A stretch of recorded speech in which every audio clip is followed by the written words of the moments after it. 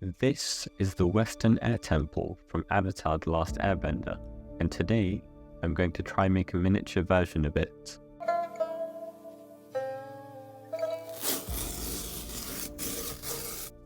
Starting off, I'm just going to make the rocky cliff that you can see in the background, which will situate all of the individual buildings.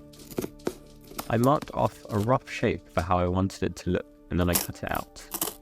And to be honest, I didn't really know what size I wanted to make it, so I kind of ended up making up all the proportions as I went. This thing is the slight protrusion you can see in the top of the cliff.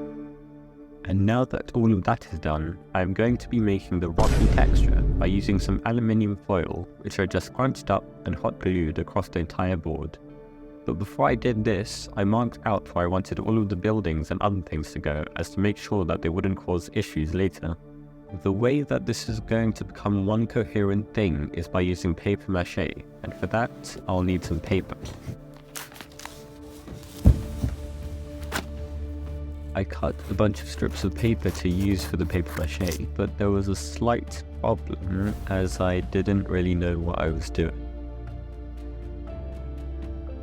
After a quick Google search, I was able to find a simple recipe for paper mache, which consisted of plain flour and water.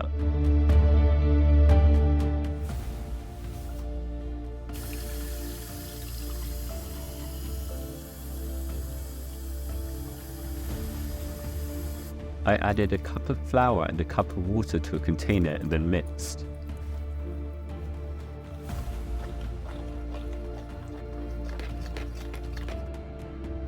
Till it got to this fairly thick consistency. Using the strips of paper we accumulated before, I dipped them in this and placed them on the board. I wasn't able to record this much due to how messy it was, and to be honest, I didn't even know if it would work. Hoping for the best, I left it to dry so that then it could finally be painted.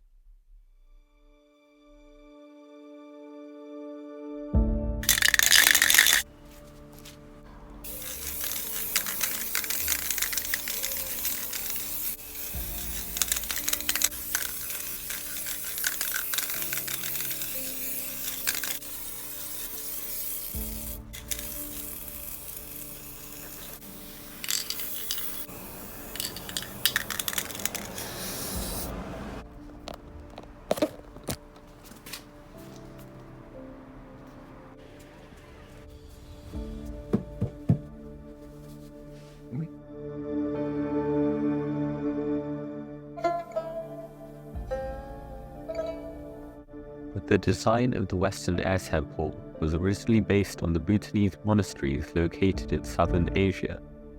They're usually perched atop hills or in the premise of rivers, and are usually made up of stone, adorned by intricate woodwork, resulting in them being as scenic as their surroundings. To make them, I first drew a two-dimensional version of it, cut it out, and traced 3 more of them, and then cut them out to make all 4 of the walls.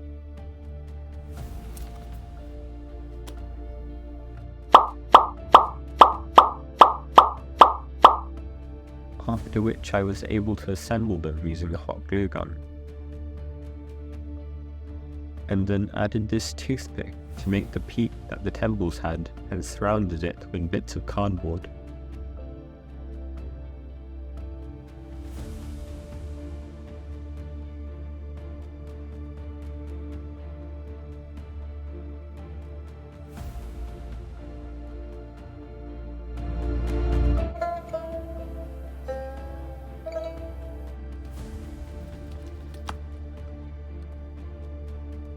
I wanted the background to just be dark and subtle, so I mixed some black paint with a bit of burnt umber and painted the rest of the board.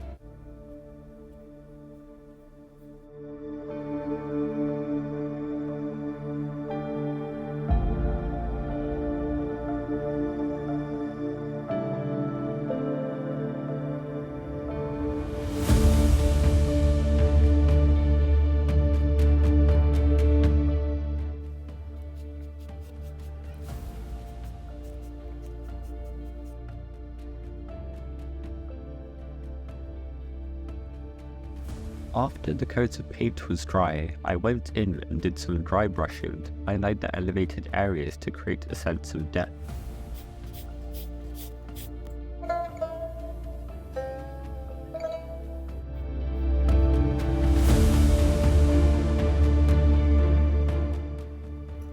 Using the same process as before, I made 4 more buildings, which seemed like a reasonable number considering the scale of the entire thing.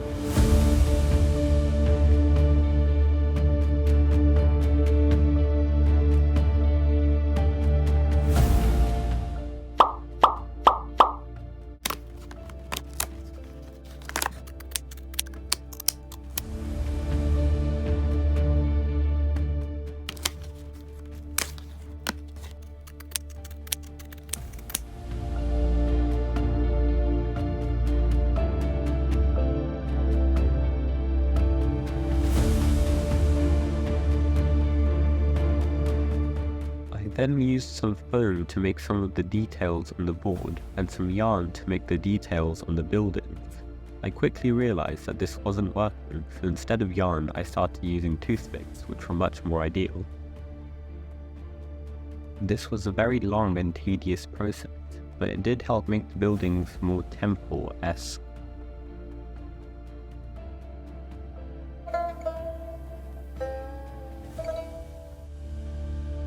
I painted the roof bits first as I thought that this would make things easier, after which I moved on to the stone wall. I went ahead and got a generous portion of sand to mix in with the paint to give the walls a more stony texture. It would also help out later on when we got to the dry brushing.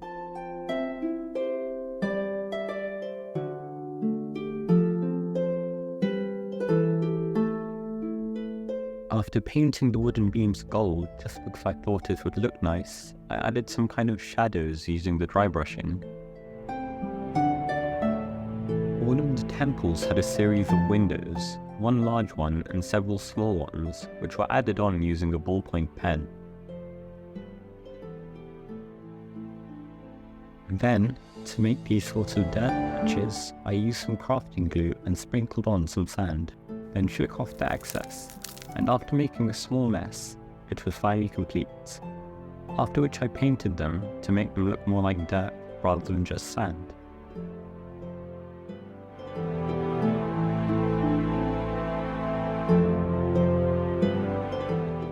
I mixed this leaf green and lemon yellow to paint some vines onto the temples, but I didn't think this was enough, so I ended up cutting up a bunch of yarn and then painting them all green, and then I stuck them on using hot glue, which pretty much concludes the temples.